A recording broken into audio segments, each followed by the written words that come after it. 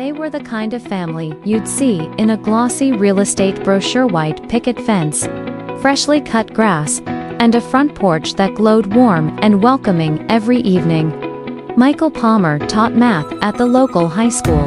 His wife, Linda, logged long shifts at the county hospital and still found time to bake cookies for church fundraisers. Their 3 children smiled dutifully for every holiday photo, their matching sweaters and gap-toothed grins reinforcing the town's quiet certainty that the Palmers were living proof good people still existed. But inside those spotless walls, another story pulsed, one of whispered threats and midnight screams smothered by drywall, of bruises excused as clumsiness, and a locked basement door no visitor ever noticed. Monsters, after all, rarely announce themselves. They brush your hair, pack your lunch, kiss you goodnight, and turn the key from the outside. When a single crumpled note begging for help reached a school counselor's desk, the facade buckled, and everything the town thought it knew about the perfect family shattered. This is how that secret crawled into the light, and why no one who glimpsed it will ever look at a smiling family photo the same way again.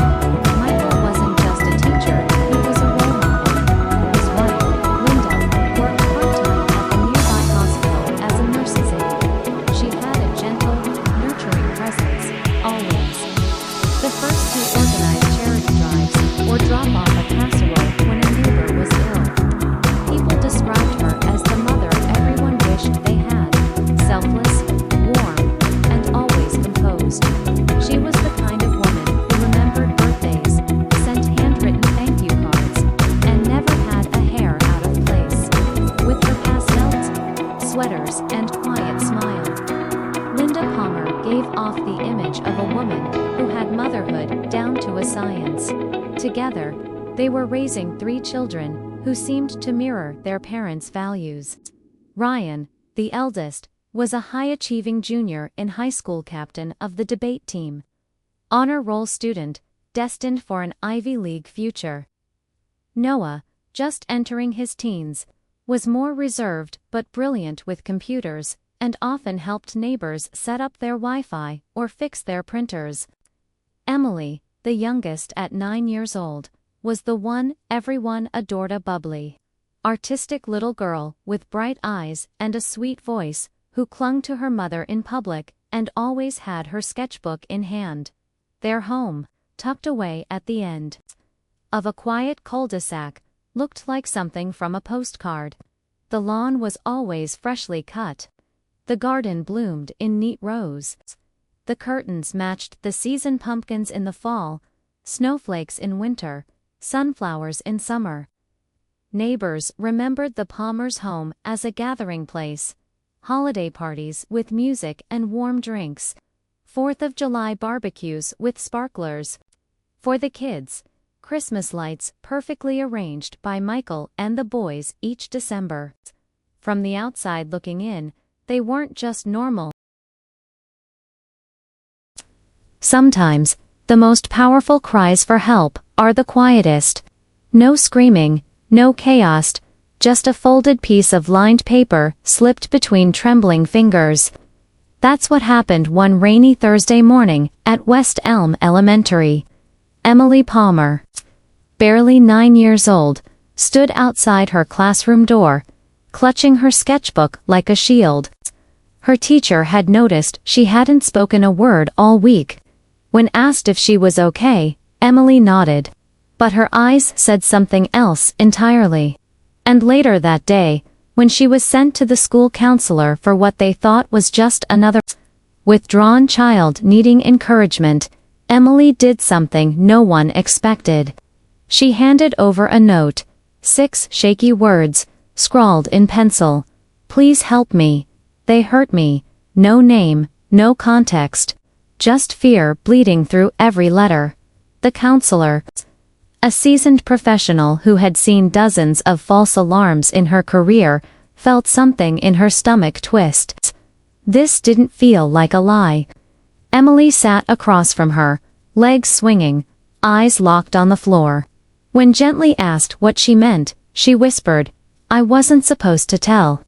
Her voice was flat, rehearsed, as if it had been drilled into her. The school, following protocol, immediately contacted Child Protective Services and local law enforcement. Within hours, officers arrived at the school and spoke to Emily. But by then, the walls had gone back up. "I made it up," she said quietly. "It was for a story I'm writing." She wouldn't explain the note further. She wouldn't say who they were. When pressed, she began to cry. Not like a child who was scared of strangers, but like someone terrified of what might happen if the wrong words escaped her lips. Authorities had no choice. With no physical evidence, no consistent statement, and a child who had recanted, the case couldn't go further. The Palmers were called in. Michael and Linda arrived at the school within the hour, calm, concerned, full of practiced outrage. Michael assured everyone that Emily had a vivid imagination. Linda looked genuinely heartbroken. "She's been under stress lately," she said. "We just moved her bedroom. She's adjusting." They smiled, they comforted. They thanked the staff for taking such good care of their daughter. And just like that, it was over. Case closed. Emily went home with her parents. No follow-up visits, no warning signs officially recorded. Just a whispered note, a frightened child, and a system that moved on. But something had been unleashed that day. A crack had formed in the armor. And though the world may have turned its gaze away, the darkness inside that home was still there, pressing, watching, waiting. The Palmers had fooled everyone once again, but Emily had spoken, even if only for a moment. And soon, the truth would come crashing through the silence, far too loud to be ignored. It wasn't the police. It wasn't a teacher or a concerned neighbor. The person who finally shattered the lie the Palmers had so carefully built was a plumber. On a cold gray Tuesday morning, a routine service call turned into something far more sinister. Linda had reported a leak coming from the basement, nothing serious, just a bit of water pooling near the wall. A young plumber named Eric was sent out, expecting a quick job. But as he began inspecting the pipes, he noticed something unusual. The measurements didn't add up. The basement wall was solid on 3 sides, but one portion felt off, uneven. And there, behind an old shelving unit, stacked with paint cans and dusty decorations, he found it, a seam. A faint outline in the concrete that suggested something was hidden behind it. At first, he thought it might be an old storm shelter. Lots of older homes had them. But when he knocked on it, the sound it gave back wasn't right. It echoed like a room with space, but like a box. A sealed-off, confined space. He called out for Linda, who claimed it was probably just insulation. "That part of the house is dead space," she said quickly, nervously. But Eric couldn't shake the feeling. Something wasn't right. And when he reached down and lightly tapped the base with his wrench, the panel shifted slightly, just enough to reveal what had been hidden. What he saw inside made his blood run cold. The space behind the wall wasn't large, maybe 6 feet wide, barely tall enough to stand in. No windows, no ventilation, just concrete. In the center was a stained, threadbare mattress. The walls were covered with scratches, fingernail marks, long and desperate, carved into the paint. There were metal loops bolted into the floor, and a single, rusted chain lying beside the bed. The smell was overwhelming. It wasn't sewage or mildew, it was something older, human, trapped, suffering. Eric stumbled back and ran outside. He didn't knock on the door. He didn't confront Linda. He called 911 immediately. When the police arrived, they secured the house and opened the hidden room fully. What they found confirmed every worst fear imaginable. Inside were children's drawings, torn, crumpled, and taped to the wall. Names scribbled out. Dark, disturbing images of crying faces and a shadowy figure looming over a small bed. One of the officers later described the room as a tomb someone tried to decorate. It wasn't just a place of punishment, it was a place of imprisonment.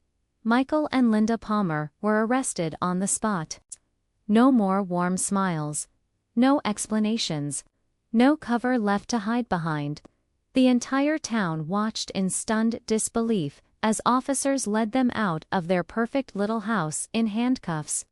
It felt like the sky had split open, like the very concept of trust had been violated, and for the first time, the world saw the Palmers not as victims of misunderstanding or stress but as the architects of something truly monstrous. The hidden room wasn't just a secret. It was a shrine to the years of abuse that had been concealed behind polite hellos, holiday cards, and PTA meetings. What had happened inside that room was only just beginning to come to light. When the police led Michael and Linda Palmer out of their pristine home in handcuffs, the neighborhood stood frozen.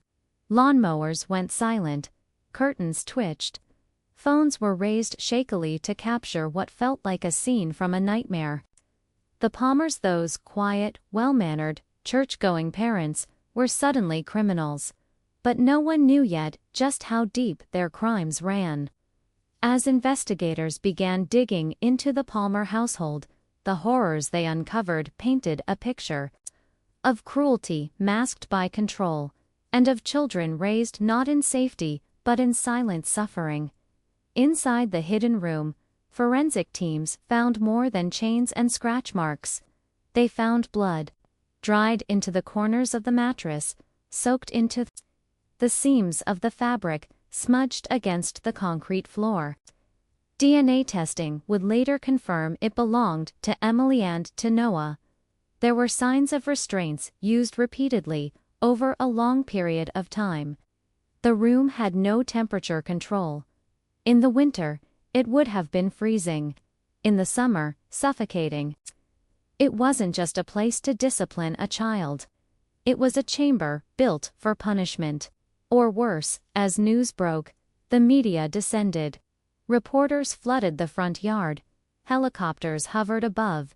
And the once quiet cul-de-sac became the center of a national storm. Neighbors were interviewed, crying on camera, saying they felt betrayed. Others admitted they'd seen things over the years, bruises, strange behavior, odd comments, but they didn't want to pry. "We thought they were just strict parents," one said. "Now I wish I'd said something." When questioned, Michael remained calm, almost too calm. He told officers he did what needed to be done, and that the world just doesn't understand how to raise children anymore. Linda wept uncontrollably, but her tears rang hollow to investigators, especially after they reviewed her private notebooks. In one entry, she wrote about needing to cleanse Emily of her defiance. Another page was simply a list of punishment rotations, with chilling details like no food, 36 hours, and lock-in, 2 nights. The children were immediately removed from the home and taken into protective custody. Emily barely spoke for the first 3 days. Noah had a panic attack during his first interview. Ryan, the oldest, stunned detectives when he handed them a flash drive he had secretly hidden years ago. On it were audio recordings he had made late at night. Faint cries, doors locking, his mother's cold voice whispering threats. Ryan confessed that he had been too afraid to act sooner. Too afraid of what might happen to him. Too afraid of losing the only life he knew. The evidence was overwhelming. No more speculation. No more doubt. The perfect family image had been obliterated. And in its place stood a chilling truth. Michael and Linda Palmer had ruled their home with fear, manipulation, and cruelty for years. The abuse wasn't momentary. It wasn't emotional lapses or stress-induced violence. It was deliberate, calculated, sustained, and now, the truth was out. The community watched, helpless and horrified, as the story they thought they knew turned into something much darker. The Palmers weren't just broken parents. They were predators hiding in plain sight. The trial of Michael and Linda Palmer wasn't just a courtroom proceeding, it was a public reckoning. As the gavel fell, and the prosecution began to outline their case, what had once been whispers and speculation was now presented under the blinding lights of justice. The courtroom was packed every single day. Reporters, neighbors, former students, church members, everyone who had once admired the Palmers now sat in stunned silence as a horror story unfolded, piece by piece, in cold, undeniable detail. The prosecution wasted no time. They presented photographs from the hidden room, the bloodstains, the claw marks, the rusted chains. Medical reports confirmed years of trauma, broken bones left untreated, signs of prolonged malnutrition, scars that lined the children's backs, like permanent reminders of the suffering they had endured. Then came the flash drive. Ryan Palmer's secret recordings played aloud in court, silencing even the most cynical observers. In one, Linda could be heard whispering, "You think crying will save you? Cry all you want. No one is listening." In another, Michael's voice boomed with fury, threatening Noah with the cold box if he misbehaved again. Witnesses were called to the stand. Emily's school counselor broke down in tears, recounting the day she received the note. Neighbors shared how they ignored their gut instincts. Teachers testified to the emotional decline of each child. Their subtle pleas for help, disguised as artwork, silence, or sarcasm. But the most powerful testimony came from the children themselves. Noah, now a thin but defiant teenager, stared directly at his parents as he recounted being locked in the hidden room for nearly 3 days without food. Emily, holding a stuffed animal in her lap, whispered the same 6 words she had once written in her note. "Please help me, they hurt me." The entire courtroom held its breath. The defense tried to explain it all away: stress, miscommunication, outdated parenting methods. They painted the Palmers as overwhelmed, broken, and misunderstood. They begged for sympathy, for context, for forgiveness, but it didn't work. Not this time. The mask had fallen, and no one was buying what lay beneath. The jury deliberated for just over 4 hours, and when the verdict was read guilty on all counts, there was no applause, no celebration, just silence. A heavy, stunned silence that comes when a community realizes that it didn't just miss the signs, it enabled them. For years, the Palmers were led out in handcuffs for the second time, this time, not from their home, but from a courtroom where they had been exposed, not as the victims of misunderstanding, but as the monsters they had always truly been. And while justice had finally been served. No one could deny the lingering question in everyone's mind. How could this have gone unnoticed for so long?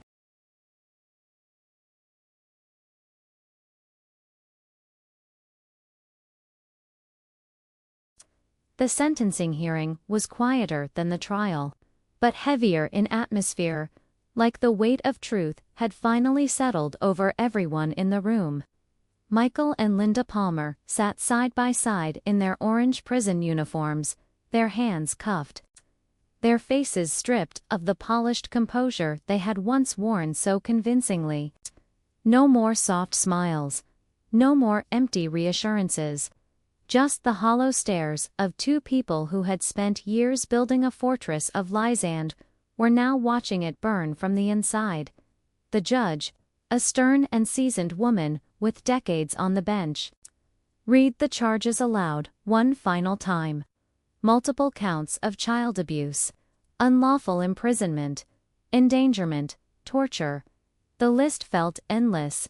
The courtroom was silent, except for the turning of papers and the sound of the children's shallow breaths. And then came the impact statements, the voices of the victims, raw and unforgettable. Noah was first. Now 15, tall but pale, he stood with trembling hands as he faced his parents. "You told us this was love," he said, his voice steady, despite the tears that clung to his lashes. "You told us pain made us stronger. But you were wrong. You broke us. And we will spend the rest of our lives trying to unlearn what you called parenting." His words pierced the courtroom like a blade, measured, sharp, impossible to forget. Emily didn't speak in court. She was too young, too traumatized. But her therapist read her statement on her behalf. In it, she talked about the nightmares that still woke her in the dark. The fear of closed doors. The sound of chains that sometimes echoed in her dreams. But at the end of the letter, she had written a single line in her own handwriting. "I know now that it wasn't my fault." That line hit harder than anything else said that day. When the judge finally spoke, her voice didn't shake. There was no mercy in her words. "You robbed your children of safety, of trust, of love, and you did so behind the mask of normalcy," she said. "You manipulated an entire community, and you traumatized those who should have been protected most. This court sees no remorse, only performance." Michael Palmer was sentenced to life in prison without the possibility of parole. Linda received 60 years, with no chance of early release. Both sentences were met not with applause, but with exhausted silence. But even as justice was delivered, a painful question lingered in the room like smoke. Was this the end or just the beginning of the healing? Because while the monsters were locked away, the children still carried the scars that don't fade with verdicts or vanish with handcuffs. And for a town that once prided itself on knowing its own, the realization cut deep. Evil had lived among them, been welcomed, even praised. Justice had come but for the victims, for the children. This wasn't closure. It was step one in a long, painful road toward reclaiming their stolen childhoods. And for everyone else, it was a chilling reminder that some of the darkest stories hide behind the brightest smiles. Asterisk. The trial was over. The headlines faded. The cameras left. But for the Palmer children, the nightmare didn't end with a verdict, simply entered a quieter, lonelier phase. In the months following the sentencing, Ryan, Noah, and Emily were placed into separate homes with extended relatives and trauma specialists. Physically, they were safe. But emotionally, they had been shattered. Each child coped in different ways, some with silence, some with rage, all with a lingering sense of betrayal that no amount of therapy could erase overnight. Emily, now barely 10, stopped drawing entirely. The sketchbooks that had once been her safe space became reminders of a time she wanted to forget. She had night terrors almost every night, waking up screaming, convinced she was back in the hidden room. She began to fear silence, because in her old life, silence had always come before pain. Her therapists worked slowly, carefully, helping her relearn basic things: trust, safety, and the belief that not every adult was dangerous. Noah became numb, detached. He refused to speak about the past, even when asked directly. In school, he became a ghost present, but disconnected, a teenager haunted by the weight of memories he couldn't yet process. Teachers said he looked older than his age. Not in the way he dressed or spoke, but in his eyes. Hollow, guarded, exhausted. He once wrote in a journal, "I don't want to forgive them, I want to forget they ever existed." But forgetting was impossible. Ryan, the oldest, carried a different burden: guilt.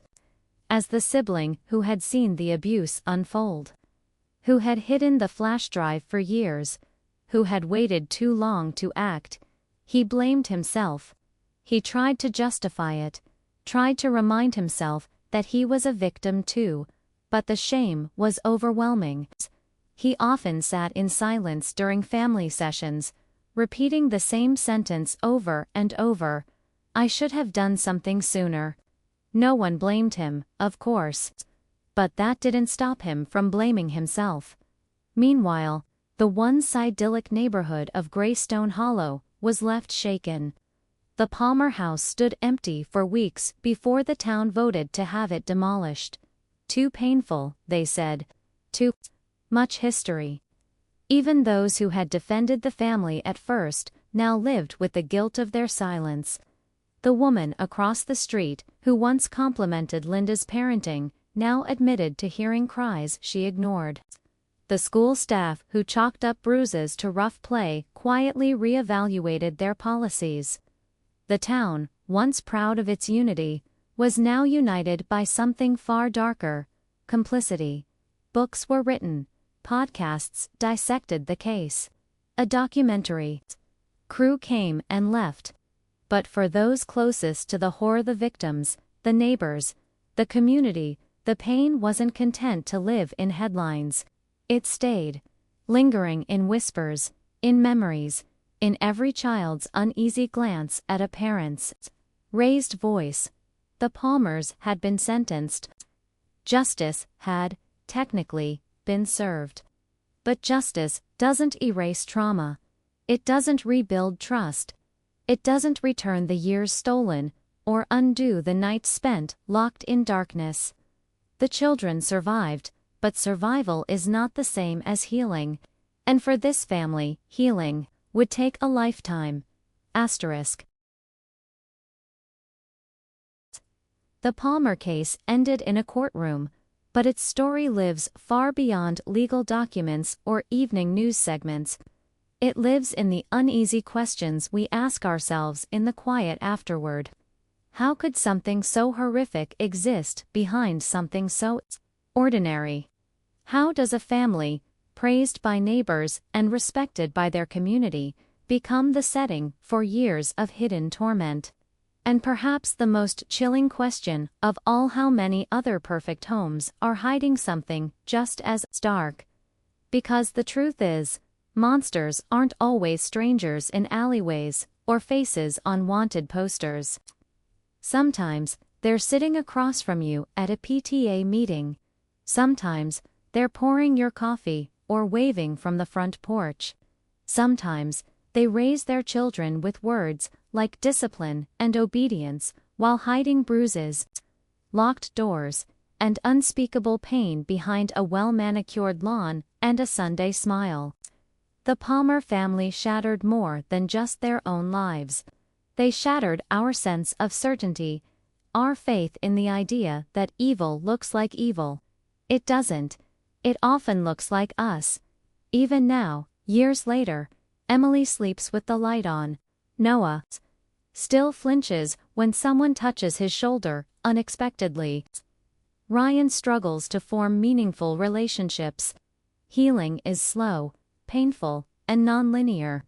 And while the justice system delivered a verdict, the emotional sentence handed down to the victims is lifelong. The scars left behind, some visible, some hidden, serve as daily reminders that survival doesn't guarantee peace. The town of Greystone Hollow is quieter now. The house is gone. New families have moved in. But every so often, someone drives past the empty lot and remembers. Not just what happened, but what was ignored, what was denied, what was too uncomfortable to question. And in those moments, the story of the Palmers becomes more than just a crime, it becomes a mirror. Because if a family like that could hide such horror behind their front door, who else might be hiding theirs?